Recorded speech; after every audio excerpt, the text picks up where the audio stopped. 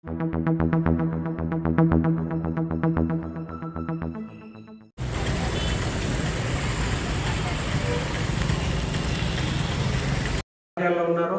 మీకు 3-4 టర్ములు ప్రజలు అవకాశం ఇచ్చారు.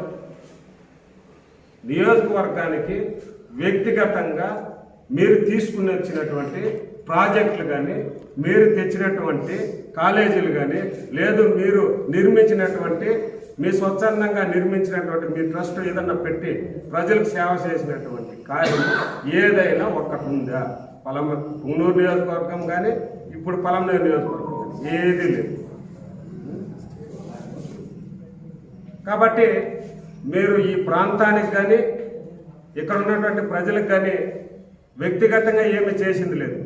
రంగనాథ్ నిన్నే ఫేస్బుక్లో చూసిన 293/1లో 3 ఎకరాల గ్రామ కంఠాన్ని ఆక్యుపై చేసుకున్నాడు. ఇది మేము ఆరోపిస్తున్నది కాదు, ఎవరో ఫేస్బుక్లో పెట్టారు మిత్రులు.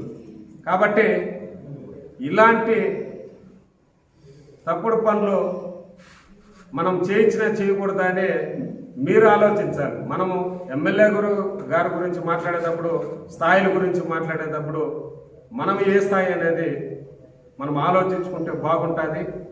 అదేవిధంగా మిత్రులు మా వాళ్ళు చెప్పినట్లు ఆయన లెవెల్ వేరు, స్థాయి వేరు ఉంటే మరి మా ఎమ్మెల్యే స్థాయి ఆయన దగ్గరే కదా ఓడిపోయింది అంటే మా ఎమ్మెల్యేకి పై స్థాయా, మీ అమరాన్నది కింద స్థాయా? మీరు ఎందుకు ఆయన్ని పాపం కించపరుస్తాడు? అమరాన్నది మేము అనలేదే, ఆయన తక్కువ స్థాయిని మేము అనలేదే.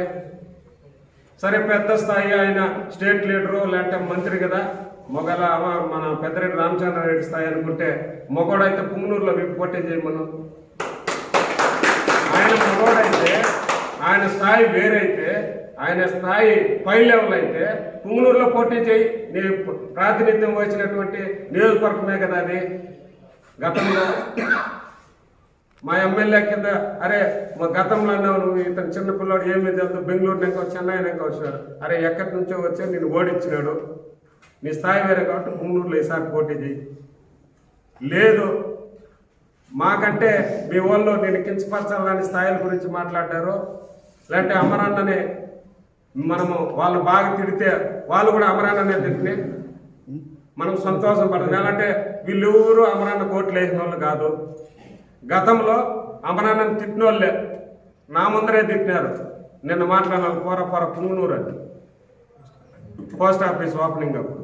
అంటే మేము ప్రతిపక్షంలో ఉన్న తిట్టము, అధికార పక్షంలో ఉన్నప్పుడు తిట్టము. ఎందుకంటే రాజకీయాల్లో లాంగ్ టర్మ్ ఉండేవాళ్ళు కానీ, ఉండాలనుకునే వాళ్ళు కానీ గౌరవప్రదంగా ప్రెస్ మీట్లు పెట్టినా కూడా మీరు ప్రజలకు ఏం చేస్తారు, మేము ప్రజలకు ఏం చేస్తాం, లేదు ప్రజలకు మీరు ఏం చేయగలుగుతారు, మీరు ఏం చేయలేరు అనేది మాట్లాడుకోవాలి. కానీ ఆరోపణ ప్రత్యారోపణ కానీ మరి వ్యక్తిగత ఆరోపణలు రాజకీయాల్లో మంచిది కాదు. ఎందుకంటే మా చెంగాడు చెప్పినట్లు మీ ఇంటికి ఎంత దూరమో మా ఇంటికి మీ ఇల్లు అంతే దూరము. నువ్వేం మాట్లాడితే దానికి ఖచ్చితంగా కౌంటర్లు ఇంకా 4 ఎక్కువే మా దగ్గర ఉన్నాయి. ఇంకా మనకు టైం దగ్గర ఉంది, ఇంకా 6 నెలలు ఉంది మనకు టైం. కాబట్టి ఇవన్నీ కూడా కొన్ని ఎత్తి పెట్టుకుంటాం, మాట్లాడతాం.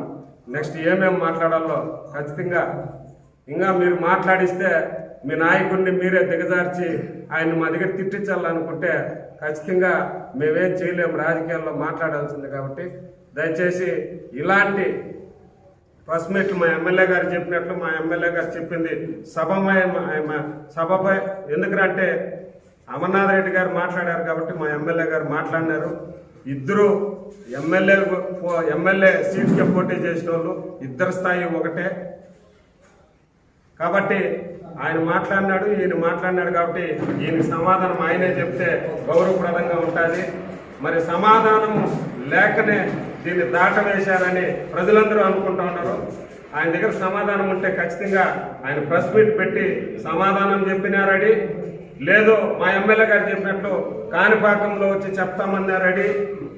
ఎందుకంటే కొన్ని విషయాలు ఇంకా టైం ఉంది మాట్లాడుకునేకి.